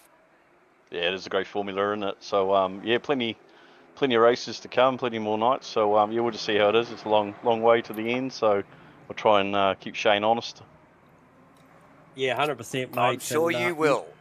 Look, I'm sure after what we've seen tonight, we'll generate some more interest in this series because, man, you guys put on a hell of a show tonight, and it certainly deserves some other guys to run up there with you guys. So, we'll keep pushing this thing along, and it's going to be fantastic. We were looking at the calendar halfway through the night showing the viewers, Stewie, and it is going to be a mega season, mate. So well done on a great opening account. Couple of second positions. Puts you right in the hunt, mate. She's early days. Yeah, cheers, guys. Yeah, looking forward to the rest of the season. Awesome, Stewie. Cheers, mate. Catch up. See ya. All right, so there you go. Stu Aerosmith, ladies and gentlemen, and last but not least... Yeah, last but not least, we got Shane Owen here, and he told us his strategy going into the second race in the podium speech at the back end of the first one, and it played out exactly how you thought, Shane O, splitting that 1.5. Yeah. You had the pace, mate, but not just that. You had the best strategy, I think, tonight. Yeah, just the second one was definitely a lot easier, running with lighter fuel. Yeah, just sort of made sure I wasn't getting track cuts and just no, real happy. And I just had a bit of hardware upgrades over the break, so that was the first sort of race test in that. And yeah, happy. Okay, nice. Oh, okay. So hardware as in PC, or a little bit of hardware as in wheel and pedals and stuff. PC this time, yeah. So I've always had trouble with frame rates in races, Mhm. and now it's solid. Really happy. Oh, nice.